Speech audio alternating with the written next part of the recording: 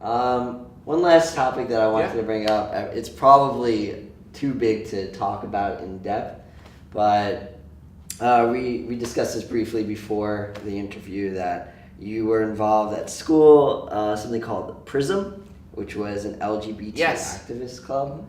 And specifically what I want to talk about that is there doesn't seem to be many LGBT characters in video games. Mm-hmm.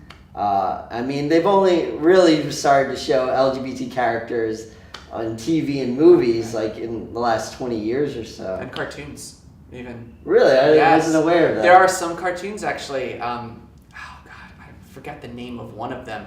But there's like if you look it up on YouTube, there's a scene in one of these modern kids shows where there's like, the people are at a concert and it's about love or whatever, and everyone starts kissing, and then like in a few brief frames, as the camera's panning, you see like two guys kissing, two girls kissing, and it's just like these subtle things that they're starting to be introduced, which is awesome. But they're not in games that much yet, and if they are, just like the early forms of TV, they're hyper-sexualized or hyper flamboyant or whatever. And I mean, to be fair, yes, gay culture, LGBT culture, rather, initially has to or had to kind of come out that way to put our foot down, right? I'm homosexual, but so yay, Pride Month. But so I understand that. Yeah. But there needs to definitely be more subtle expressions. I mean, a great one is Gone Home. Right? Yeah. I thought that was beautifully done. I mean, if anything, that was what brought me to tears the most about it, right? Yeah. It's so good because it's like you go in, you're like, is this a horror experience? Is this like, did someone get murdered? And then you realize it's like this deep like psychological experience that, especially for someone who grew up that way, is like hits close to home. Have you played The Last of Us? I haven't actually played The Last of Us yet. I want to, and if there is some kind of LGBT thing in there, no spoilers, because I am super excited to play it now. But I'm hoping we get to see more of them. Do you think? Because I personally, I've started to make video games. Started like as you know, I took a course, and it bothered me like a couple of years ago when I was first starting to dabble into the coding side of things and trying to make games. That some of my friends that are hardcore gamers, they didn't have characters that represented them, or that they felt like they could identify on that much of a personal level. Do you see yourself trying to make video games with characters like that, or do you even have games that have characters? That's an interesting thing, right? I mean, I tend to go like fantasy, sci-fi sort of stuff where it tends to not even be relevant, but not always, right? Okay.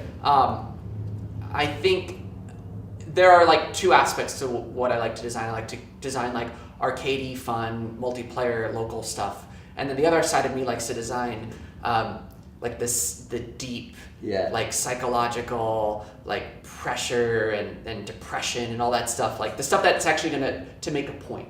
Yeah. Right. Like I am as much as I like game design and stuff. I also like conceptual art and expressing that. My senior thesis project in college was actually, God, it was just like so.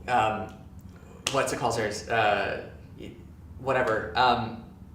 Pretentious? Pretentious, yes. Thank you. That's the word. I didn't want to say it. No. When we're in college, we're all pretentious, right? Especially with our senior thesis. But I mean, I still think it's a cool concept if it's refined more. But it was like you played a character. It was a first-person walking experience, and it was like you climbing up a tower or whatever, and all of that's supposed to like mirror a whole bunch of different possible scenarios. Like, are they in a fugue state? Are they in a state of depression? Are they in a coma? Whatever.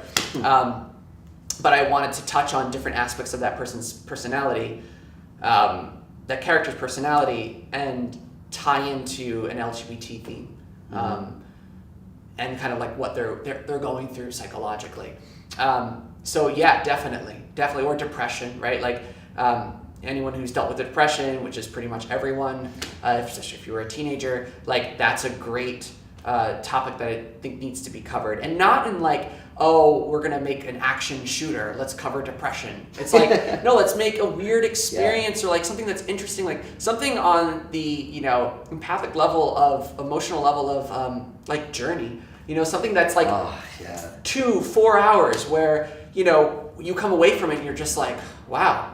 You know, like, you know, people speak of coming out of a theater and feeling changed or feeling like having a different perspective on things or being completely stunned.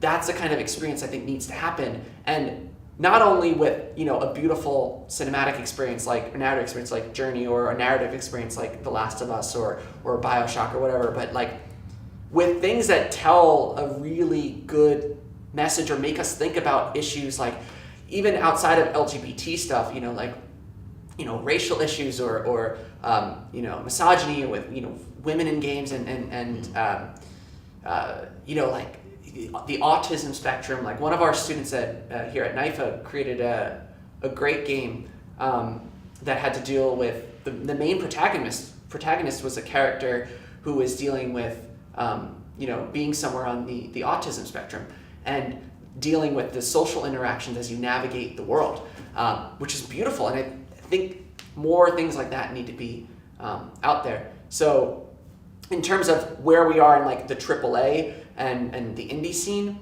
that stuff is coming, and it's coming because the indie developers.